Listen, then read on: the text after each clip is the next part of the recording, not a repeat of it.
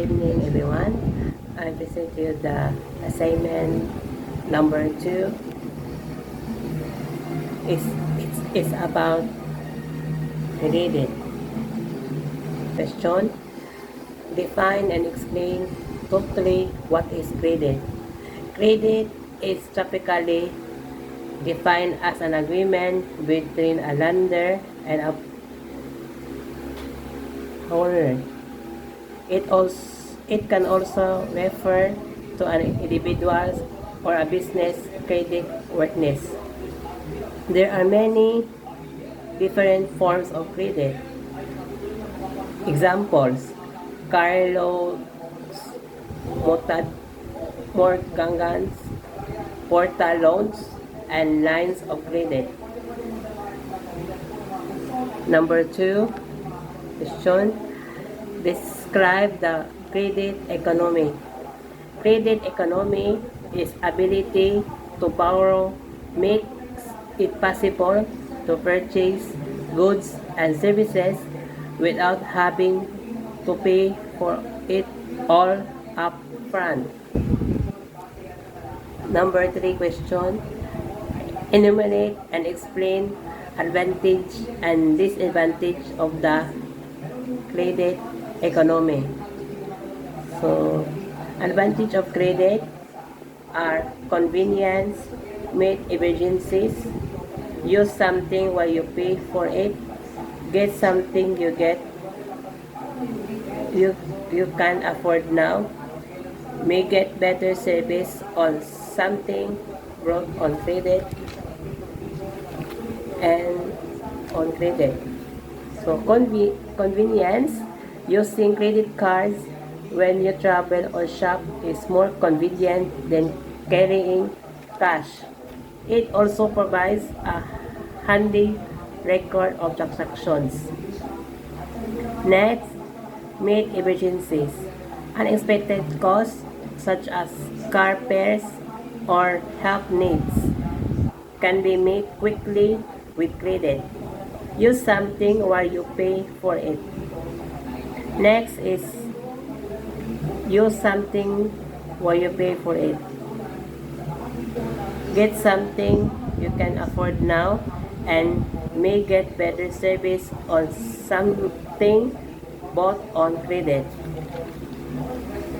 Next, disadvantage of credit economy are credit almost always costs money. It can become a habit and encourage overspreading. Overuse of credit leads to poor credit records. Comparison shopping may be discouraged, and reduce future buying power future. So, credit almost always costs money.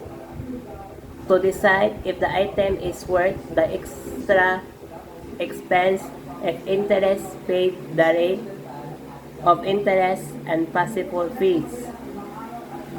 Next, it can become a habit and encourage overspending by simply having a credit card available. A person is likely to spend more when shopping than when paying cash for everything. Next, overuse of credit leads to poor credit records. A poor credit record means you will find it more difficult and more expensive to get future credit. So next, comparison shopping may be discouraged. If you have credit available, you may be more likely to buy now rather than shopping around to find best buy. So next, reduce future buying power future. Future income is tied up in credit payment. So next question, number 4, enumerate and explain the foundations of credit. So foundations of credit are capacity, capital, collateral, conditions, and character. Capacity, to evaluate capacity or ability to pay a loan. Lenders look at revenue, expenses, cash flow, and repayment timing in my business plan. So, capital. To get a line of credit, you will need to show that you have capital sum of my own money or money from partners. Next, collateral. Fall behind on loan payment. Financial institutions want to make sure you have collateral or another source of repayment for the loan. Next, conditions. Lenders want to be sure there is a market for my business. And last, character. This includes my education, history, business background, and personal credit history. Question number 5. Enumerate and explain the basic characteristics of credit. So, characteristics of credit are character, capacity, capital, condition, and collateral.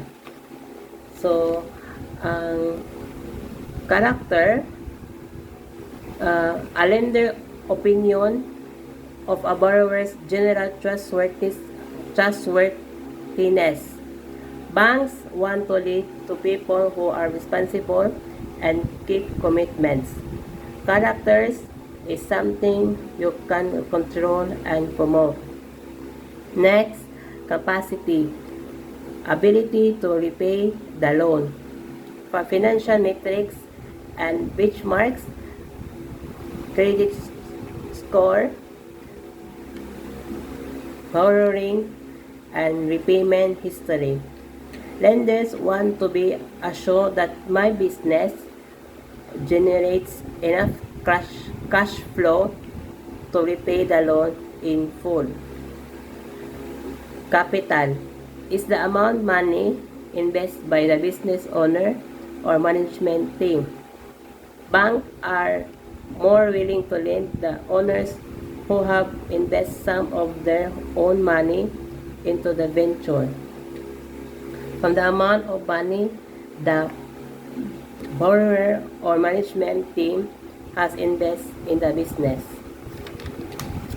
So next, condition is how a borrower intends to use the money. Ensure that loans are repaid. Banks want to lead to business operating under favorable conditions.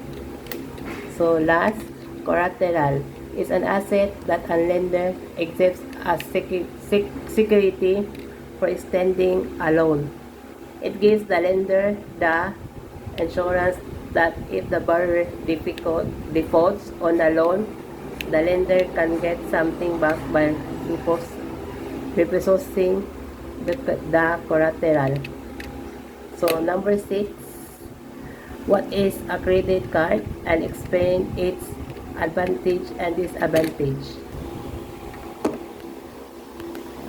Credit card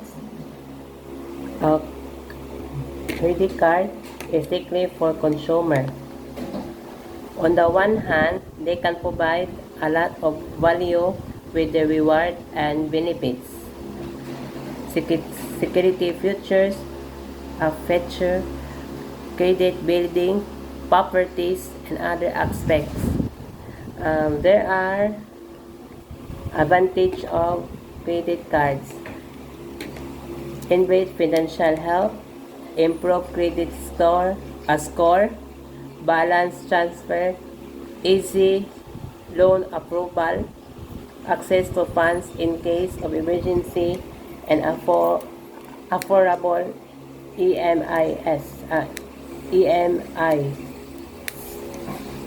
Then next, disadvantage of credit cards are minimum due tap, is minimum due amount that is displayed at the top of the bill statement.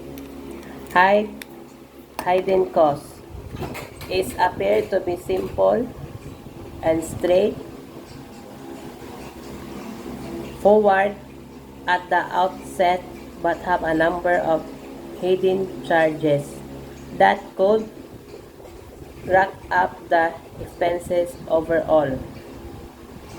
Easy to overuse with revolving credit since my bank balance stays the same. It might be tempting to put all my purchase on my card, making my unaware of how much my own. High interest rate. This interest is occurred over a period of time. All purchases that are made after the interest-free period. So next, credit card part 2. With advance in technology, it is possible to clone a card and gain access to confidential information through which another individual or entity can make purchase on my card. Then last question, number 7. Enumerate and explain classifications of credit. Classification of credit are revolving credit.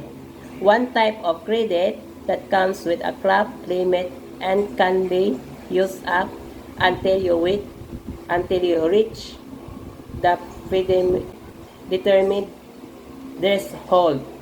It may include regular minimum payment, but usually there is not fixed repayment schedule. Next, installment. Buy which most durable goods such as automobiles and large home appliances are bought by individuals.